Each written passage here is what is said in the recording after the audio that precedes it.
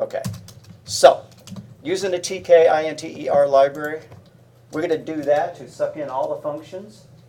And then, for some reason, there's a quirk, and I don't know if it's a recent quirk, and it doesn't happen to everybody, but it does a lot. We need to bring in the message, M-E-S-S-A-G-E, all lowercase, box, no space, and I forgot the import word in front of that. From tkinter import message box. We shouldn't have to import that separately. The asterisk should do it for us.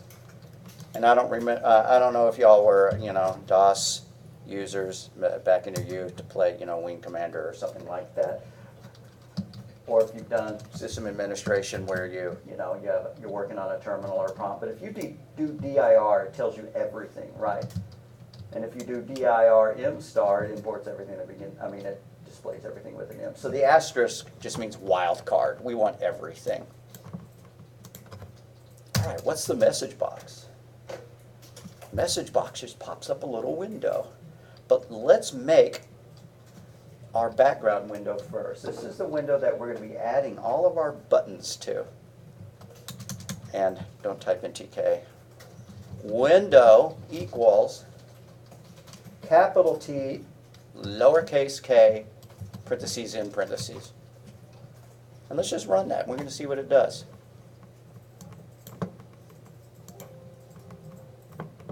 Hey, what do you know? Lecture W for window. I like that.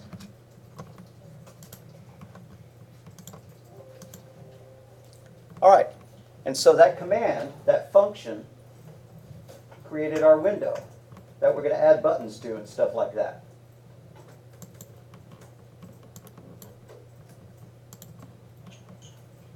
Now message box. Message box, all lowercase, dot show info, parentheses. Let me make sure I get it absolutely right. I don't want to waste our time giving errors. Title equals quote. CIT1113, just some kind of title. You can leave the title off, and as a matter of fact, comma, message equals quote, I love Python, exclamation mark, end exclamation mark. I'm going to put that on a separate line. You don't need to do that because y'all's font is smaller. Let's make sure I got that syntax right. And there we go, right? Lots of languages call this a message box. If you're doing this in Java or C++ or whatever, the word that the user interface programmers call it is a dialogue, but the programmers call it a message box and just display a message. What if it's a more serious case than just displaying some info? Change info to warning. Instead of message box show info, change it to show warning. All right, now we get the under construction warning symbol. And if we changed it to error, it would display, like a red skull. No, I'm kidding. It's not a skull. It's probably a red exclamation mark. Right, a red X. So you would use that for error messages. So show info, show warning, show error.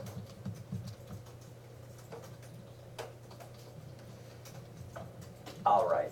We really probably don't need it to pop up that message every single time we run our program. We might just comment that out.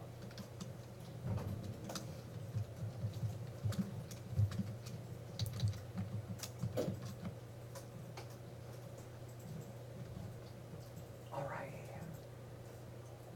Why don't we put a button on our screen? And the button involves a strange concept where we define a function that the button calls. As a matter of fact, we're going to uncomment that line, and we're going to make that the function that the button calls. But the button only calls it when it's been clicked. It's called a callback function. Right? You set it up, but your program doesn't call the function. The user interface calls it when we click our button. And that's called an event.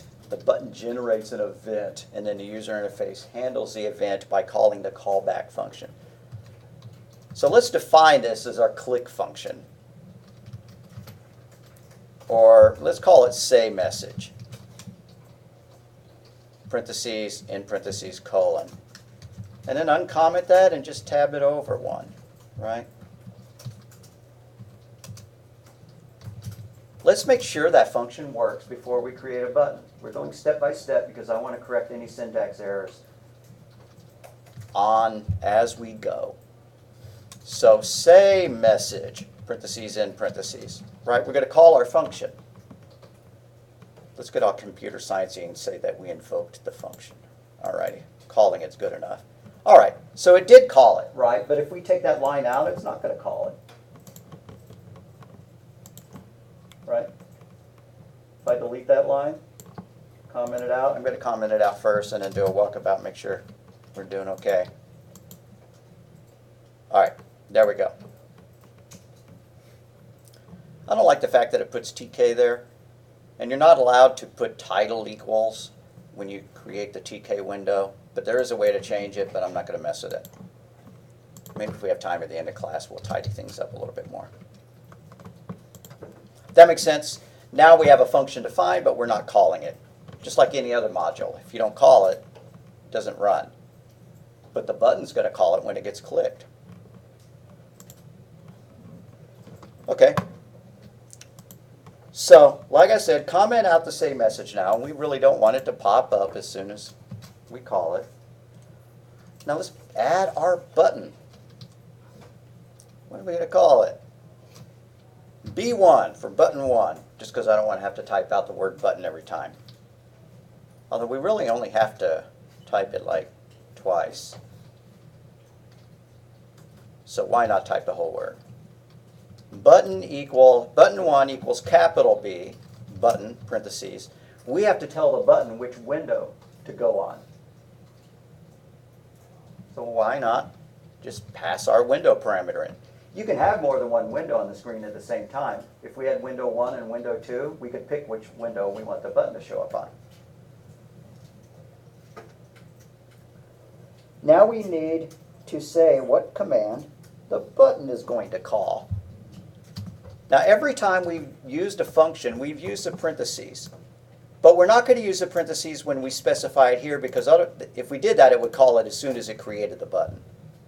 So here the word is command, command, equals, and it's going to be the name of our say message function. This is just setting up the button.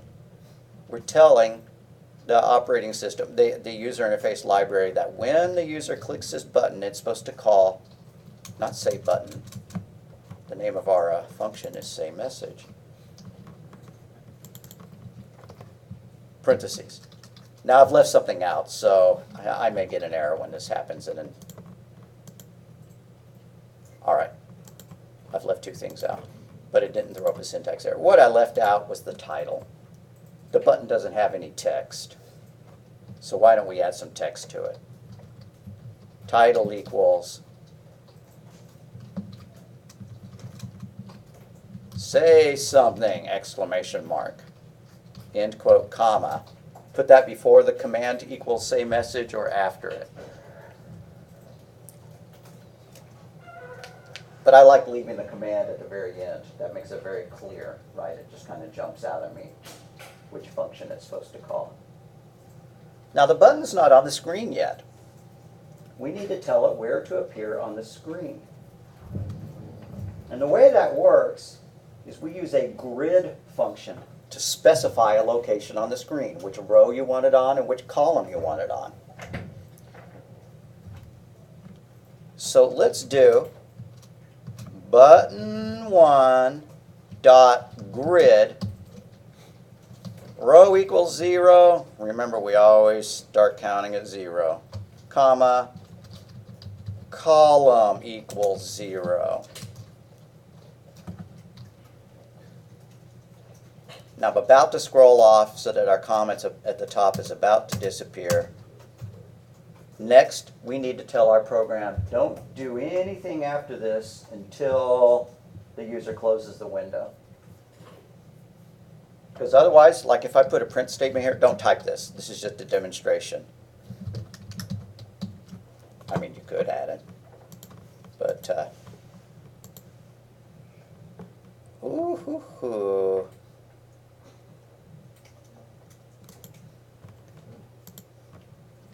Well, why don't I look a little closer at my notes, which I printed in a microscopic font?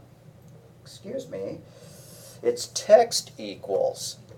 You see that word title equals there on the button 1 creation? T-E-X-T. Make sure you get that change or you're going to get the same syntax error I did. That's the kind of thing, the kind of mistake that always catches students because they don't notice me changing it. All right, so you see what I mean? It printed done immediately. But is our program done? Nah, they haven't clicked the button. So we want to put this command here to stop the program. It tells the program, wait until the user closes the window. And so what we're going to do here is do window dot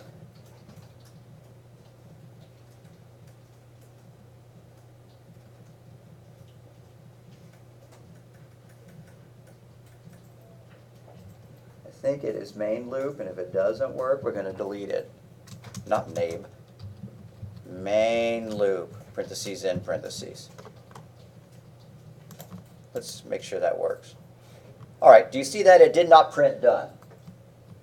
We told the program, yo, wait until the user closes the window. And then it prints done. Right? Like if they were going to type in their hours and then their wages, we wouldn't want the program to, try to print out their total. We would have to wait until the users click the buttons and enter the data. So that's what main loop does. We could even add a comment to that effect. Wait until user closes window.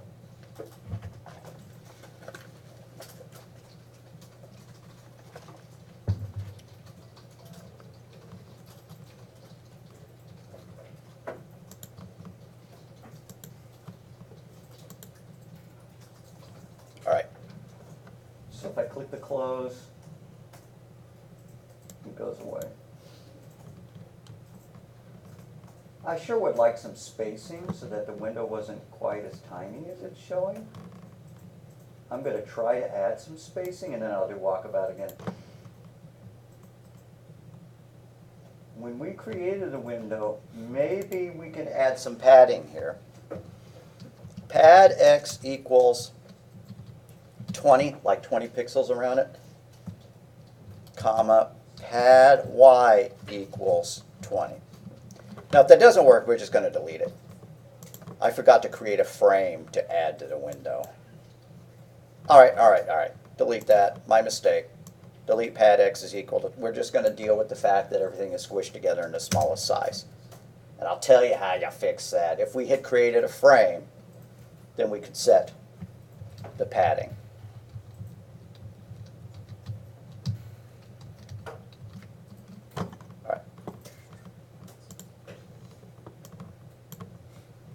I don't think I ever actually tested it. We added the button, but I didn't click it. Say something. I love Python. All right, it's working. It's doing stuff. Now we could conceivably make it so that if they click the OK button, we quit the program. But we don't want to do that. We just want to make it so that we can click the X. I mean, it's already set up to have a way to close the program.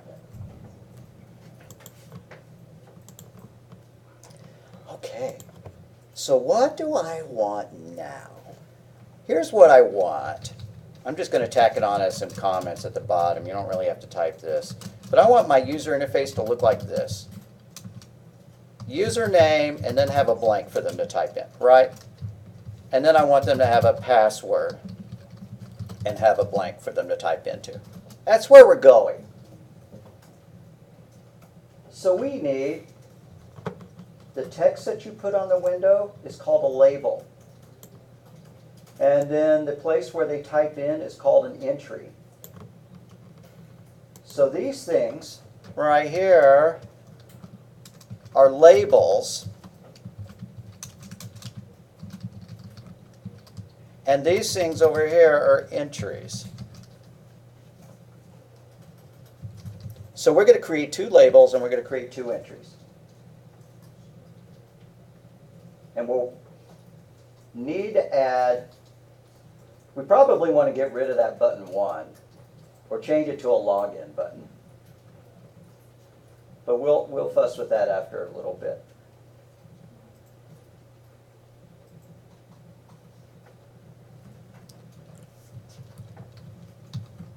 So just to give myself room, I'm going to push this main loop way down underneath because I don't want you to type anything after it.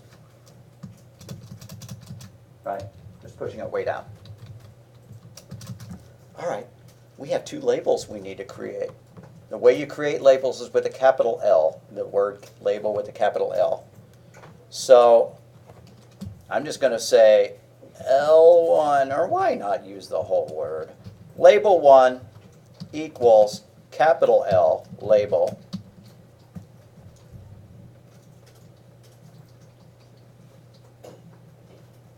And we have to specify which window it's attached to. You gonna keep labels spelled that way? Yeah, why don't I actually spell it correctly? It'll work a lot better. Change that to L-A-B-E-L.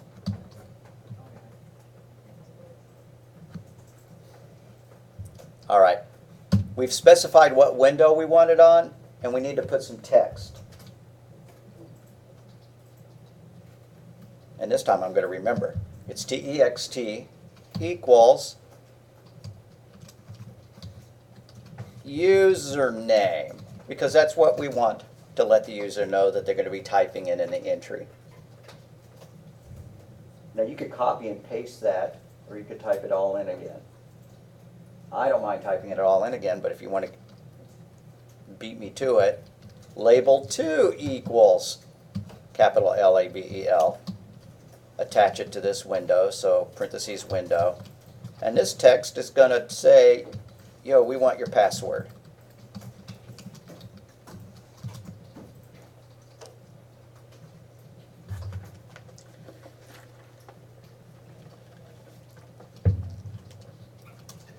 Then we have to put them on the grid. Now we could wait to put everything on the grid after we've created them all. But why not? We're right here. We may as well add them to the grid right now just because it's satisfying to see stuff. Label 1 dot grid row equals 1. We're going to the next line. Comma, column equals 0. Right? Because column is equal to 0, that's the left margin.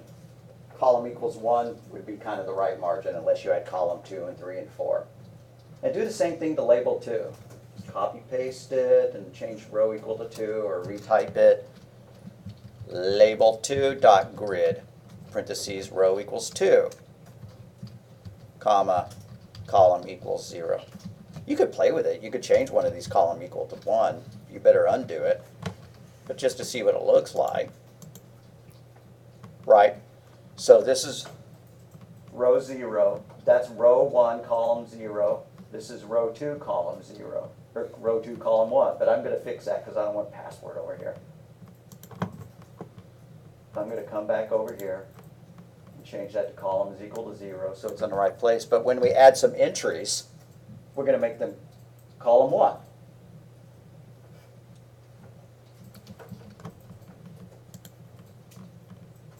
All right, we need to create our entry fields. And guess what? The word is just entry, capital E. Entry 1 equals capital E, entry. We have to attach it to which window? Well, we only have one window, so that's easy.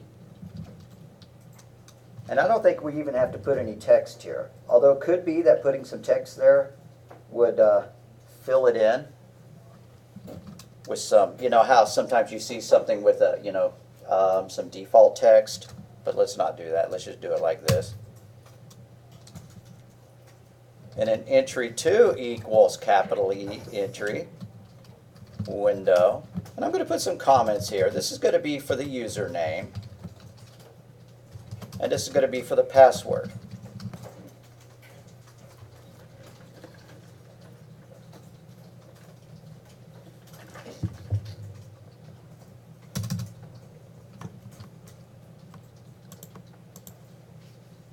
All right. And guess what I forgot to do? Okay. No. That's all fine. But I forgot to put them on the window. So I'm going to need 2 more commands. What do you think those commands are going to be?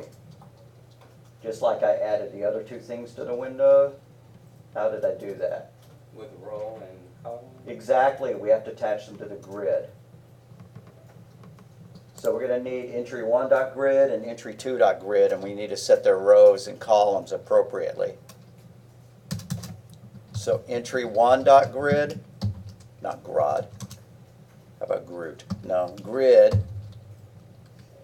Now we want this to be on the same row as that label, so we're going back to row 1. But we want to pop over a column. We want to be to the right of the other one. So comma, column equals 1.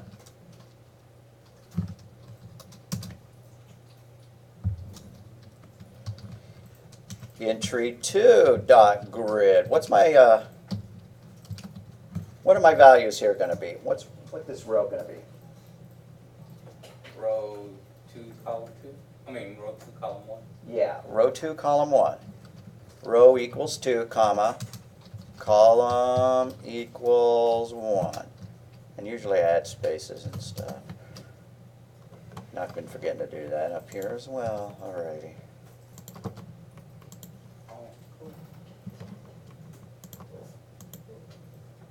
All right, here we go. I'm thinking this say something button eventually needs to disappear.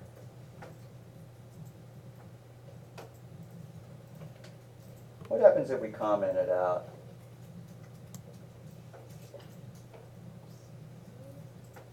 But I don't want to have to change all of our rows and columns to 0 and 1 rather than 1 and 2. Might not be a bad thing, though. I guess it wouldn't be that much typing. I always get us in trouble when I go back and revise things too much. So here's our button. Why don't we comment this all out? See what I'm doing? I'm getting rid of button 1 because if this is a login screen, we really don't need a say message button up at the very top.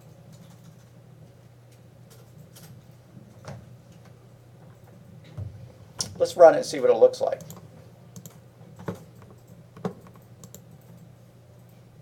Alrighty. It completely collapsed that row, right? We don't even have a blank line, which I was expecting. I'd never done it like that before. Well, good. That makes things easier. Here's what I was expecting to have to do. I was expecting to have to come up here and change this to row 0 and row 1 and row 0 and row 1. We could do that anyways to be a little bit more precise. You see where it says rows 1, 2, and 1, 2? Change that to 0 and 1. The only reason I'm doing that is because I'm being super picky and I want the example to be perfect. Whenever we're dealing with computers, we always start counting at 0.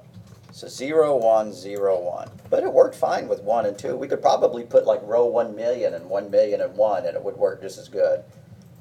And I'm not going to try that out.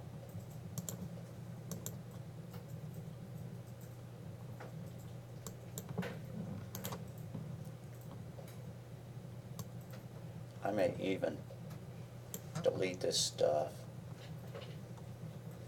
Nah. All right, guys, I'm going to do a scroll down from the top for the people playing at home. Here's the top of the program. Then we had some comments, and then we added some labels in entry fields. And way down here at the bottom, we had a main loop.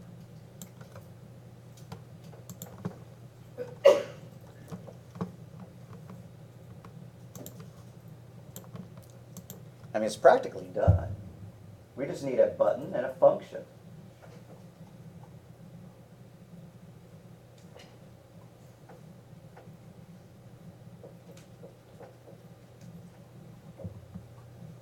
So why don't we make a variable that's going to control whether they are logged in or not?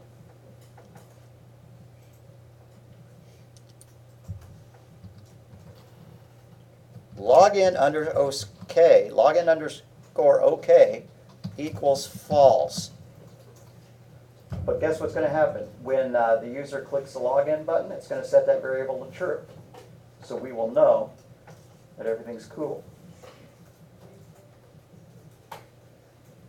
If they type in the wrong username and password, which means they just hard code like to Janet and secret is the password or something like that, you can put your own name in, your own favorite word, something like that.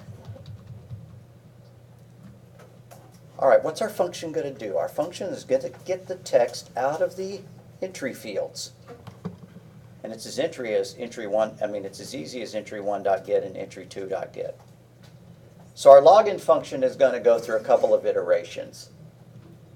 It's called incremental programming, right? You make some changes, you run it, and then you expand it and you run it again. Because if you type in 100 lines of code and then start trying to debug it, so this is just going to be called login, parentheses in parentheses colon. And by the way, I don't know how to make the button pass any parameters in. Because when you specify the text, you don't get to put any parameters in, right? So you don't get parentheses, and so how could you pass in any arguments? I could Google that up. All right, we need to get the password and the username out. Username equals entry1.get, parentheses in parentheses. We're calling the username, we're calling the entry1 object. We're calling its module, which when you're dealing with objects are called methods. Just so that when you go and take scripting or Java or C++, you know what those are. A function attached to a data element is called a method. They just gave it a fancy name to differentiate it between functions. Password equals entry2.get, parentheses in parentheses. And just to test it out, let's print those two things out. We'll comment out the print statement. Print username, comma, password.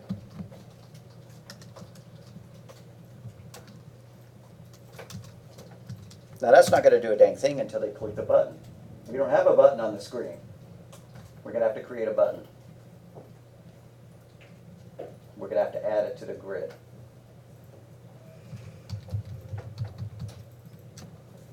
So, login underscore button, or we could have just called it button 1 again or something. Login underscore button equals capital B button, parentheses, text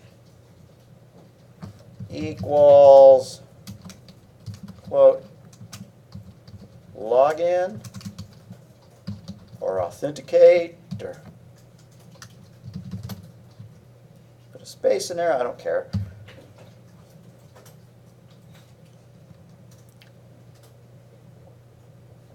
And then we have to say what command we want it to call. Command equals, so there was a comma there. And remember, I only split things up on 2 lines because my font is large. Command is equal to login. This is our callback function. This is specifying that when the button is called, it's supposed to call our callback function. So login won't happen until they click the button. I think that may be enough to get it to run. I haven't added it to the grid. I spoke too soon. If this is row 0 and this is row 1, we're going to be on row 2.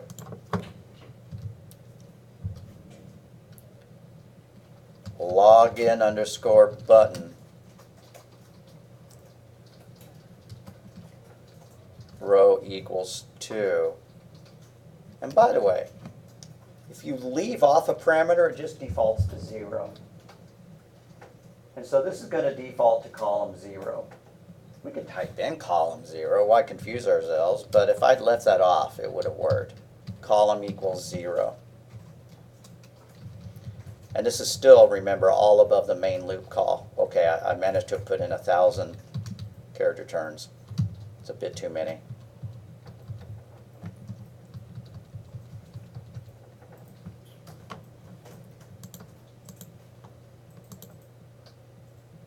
Boom. Button object not callable.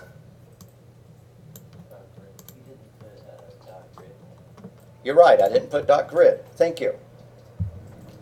So instead of login underscore button, parentheses, it needs to be login underscore button dot grid, parentheses, row equals 2, comma, column equals 0, leftmost column.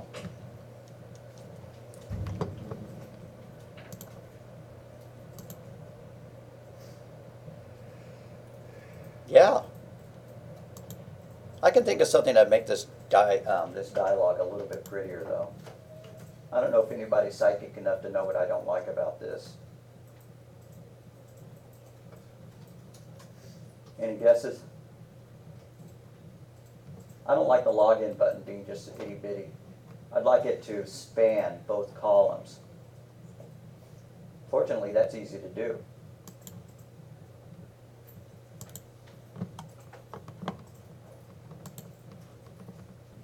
Alrighty. Like I said, I want this to fill up all this space.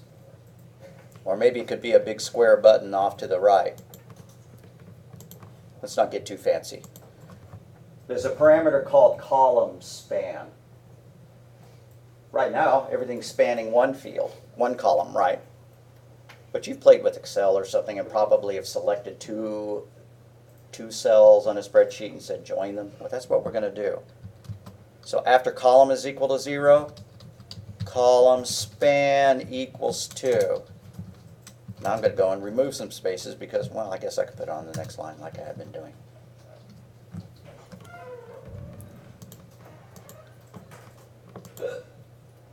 All right, now it's centered.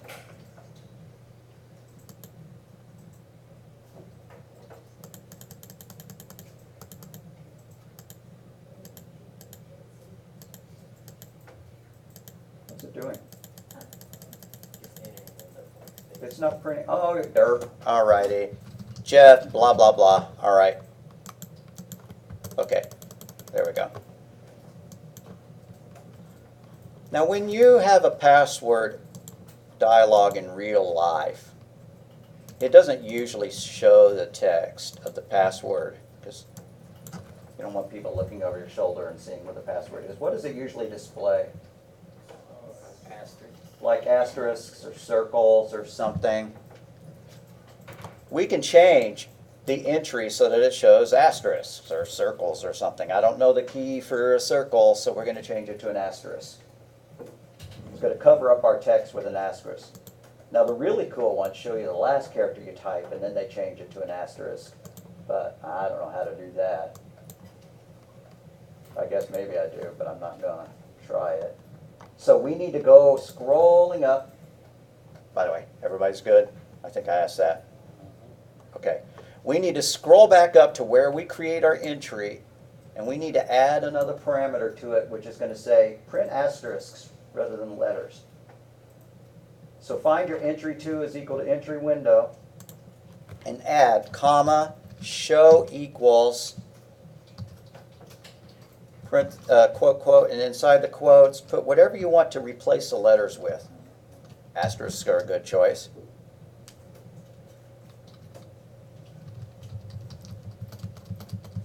Now I'm not going to make the username do the same thing, right? I mean we could, but I never see that.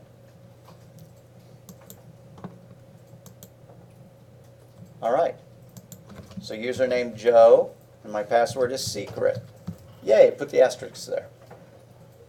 We could probably increase the size of everything, right? This is kind of itty bitty, but I'm not going to mess with that.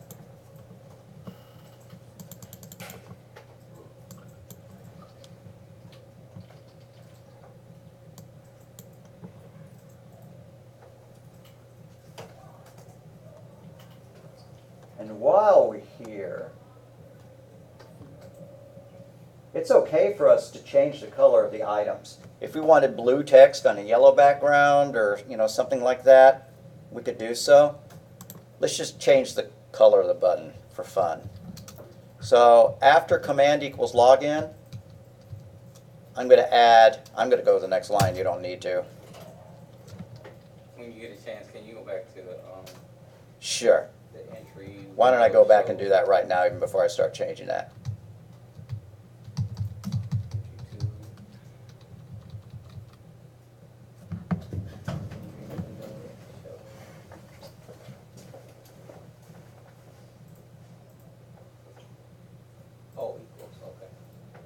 show equals. There needs to be an equal sign.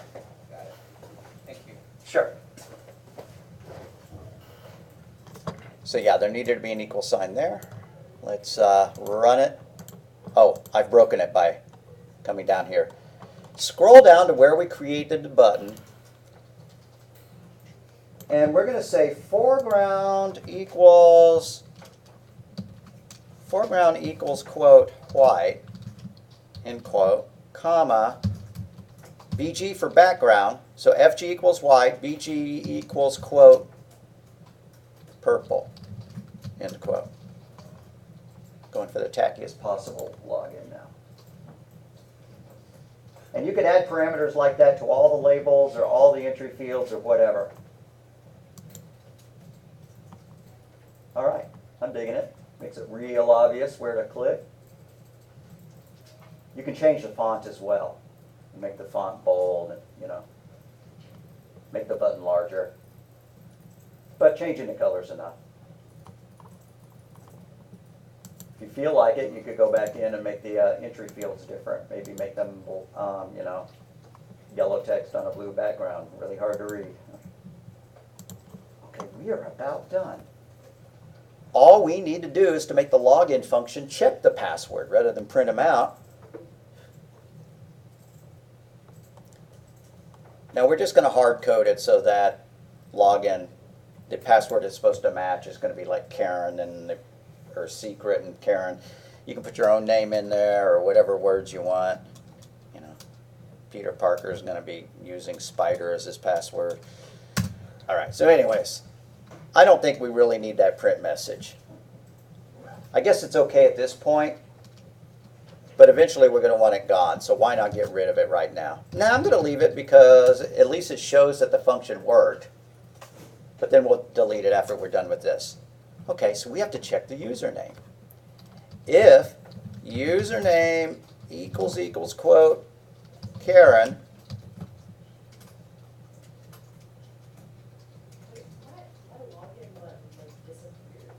all right, I'll be right back there. So if username equals Karen and password equals quote secret, end quote colon, then print, just for now, log in, end quote, in parentheses, else, now that's enough. We're not going to make it do anything else because we're going to expand it and I don't want it to be too hard. In just a second, I'll pause it and come back there. All right, username, Karen, password secret, login, logged in. Okay, and if I ran it again, it wouldn't say that. So I'm eventually going to put in some kind of error message if they type in the wrong thing, right? Blah, blah, blah, blah, blah, blah, log in. It didn't print logged in. But we didn't add anything to do that. So this is our current login function.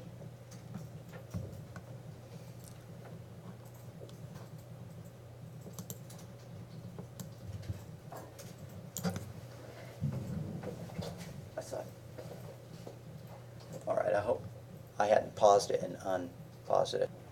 So what's left to do? We might pop up a show error message, right, if they get it wrong. We might pop up a show info message saying they got it right. And we're going to need to set this flag equal to true so that the program down at the bottom knows that it worked. Now I think we may have mentioned global variables and scope like back in chapter 2 or something like that. I don't know if we ever mentioned it again. What we're going to want to do, and we're going to have to make a fix here, this is not going to work, is if I type in login underscore OK equals true, if I go down and I print login underscore OK, no matter what, it's still going to say false. That doesn't work. Python's a little bit weird because it lets you read the value of the global variable, but it doesn't let you change it. And what is a global variable? A global variable is one that's declared outside of all your modules. So if we want this to get changed, we have to tell the program it's a global variable. It's okay if this doesn't quite make sense. But a global variable is one that's declared above the function, and the function can read it, but the function can't change it unless you add this line. Global space login underscore OK. That tells that module, hey, it's okay to actually change its value. It's not read-only anymore.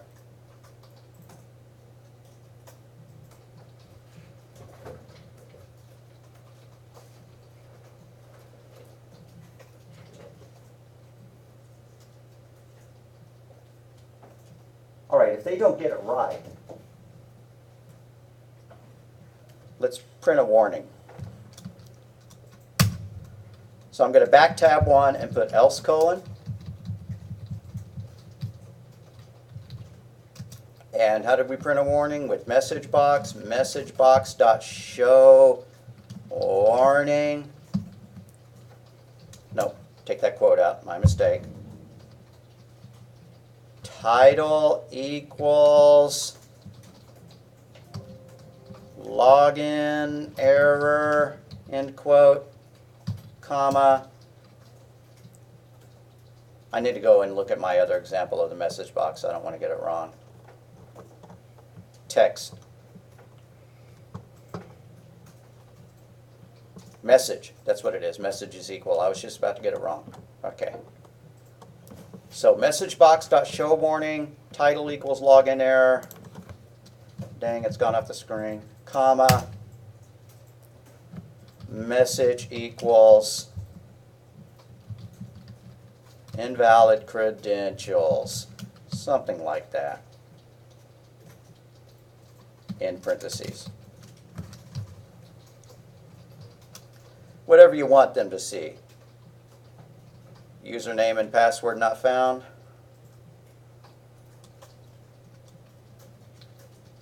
You stink.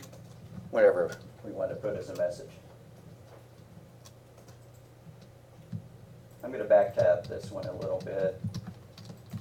It's okay to not have the parameters line up against the margin.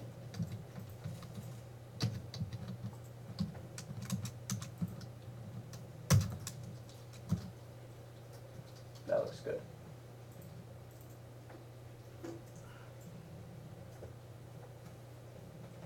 The very, very last thing we're going to be adding right after login underscore OK equals true is we want to close the dialog.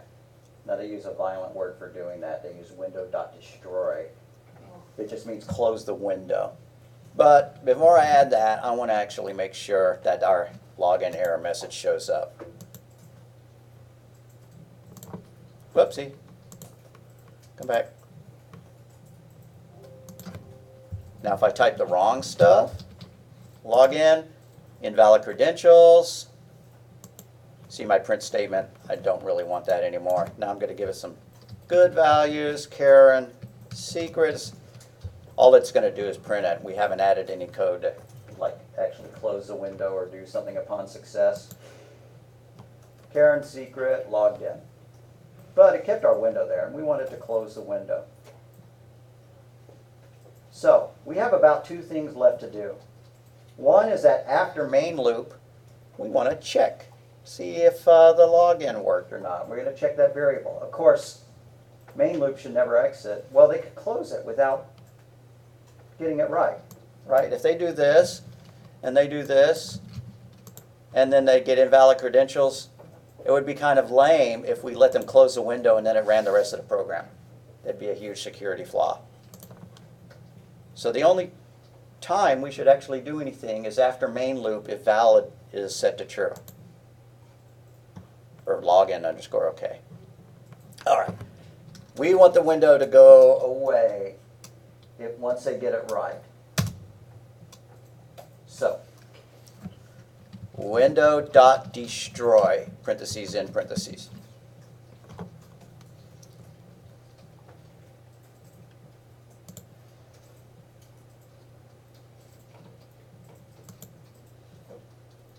All right. Type in some invalid stuff, invalid credentials. Now I'm going to run the right ones. There are all sorts of niceties you can do, right? If you get this stuff invalid, It'd be nice if it moved the cursor back to the username field so that they could try it again. We're not that nice. I just don't want to add the code for it. Karen, and then secret is my password. Log in, and it closed the window. And if we go back and look at the shell, we will see that it got to our done message. So it has passed the main loop now. The window got closed, so main loop allowed us to continue. And so down at the bottom, we're going to do something like if login equals true, then we're going to print, okay, let's play the game or use the network or whatever we want it to do. But if login is equal to false, they don't get to do anything else. All right. Typos? How about y'all in the back? How you doing? Okay. I don't like it printing out the password. I think this print statement after in the login function needs to go away. I don't really mind that one, but it kind of makes the screen noisy. And why don't we get rid of that one too? I took out both print statements of my login function. I better test it.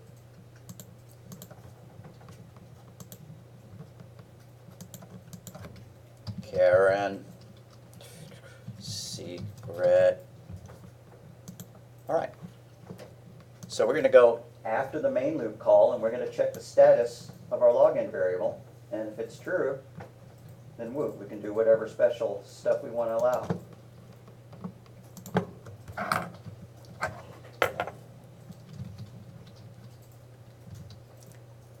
So I'm going to scroll down here, and instead of printing out done, we're going to check our variable. Now honestly, I've forgotten the name of my Boolean variable. What did I just set as a global variable?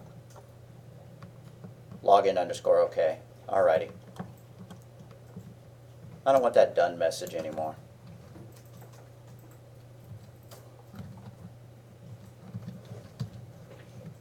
So if login underscore OK equals true, colon. And by the way, expert programmers would leave this part off because this means the exact same thing.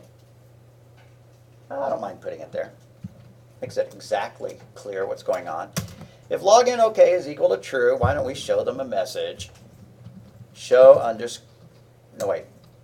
Message box parentheses title equals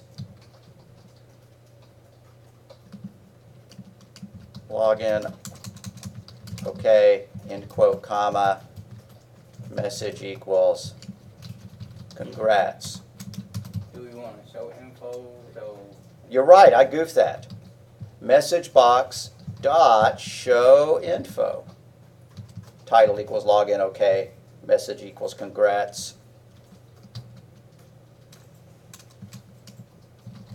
You have logged in. End quote. In parentheses.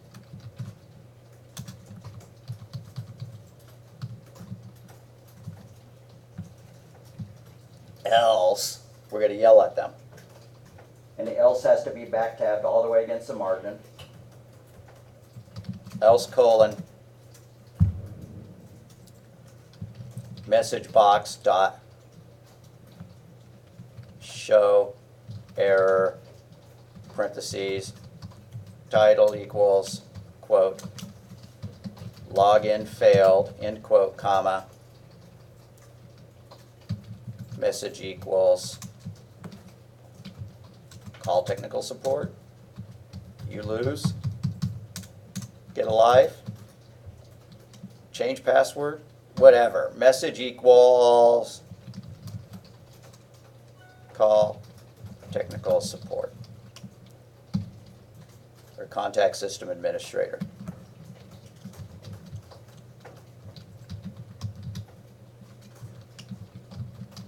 Contact system administration.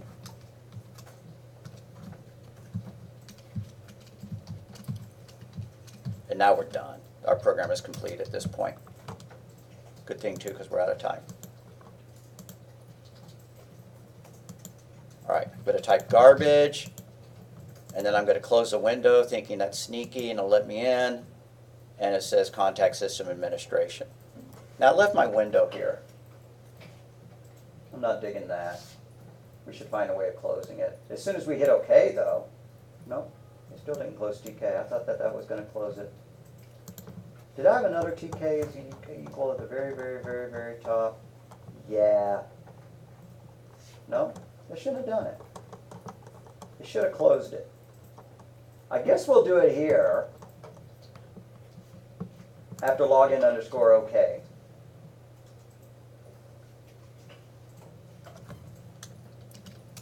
Window.destroy, parentheses and parentheses. I just added this to the login code because it didn't clear my window like I was expecting it to. Other classes it did. I don't know why it didn't, but I'm not going to fuss with it. Blah, blah, blah, blah, blah, blah. Oh, I know why. We only close the window upon successful login. I need to move that statement to the login failed message. So you see where it says window destroy? Cut that out and paste it into the else clause. You know what? We could move that window destroy. We could go and take it out of the login function. That would be better programming if we put window destroy here and took it out of the, but anyways.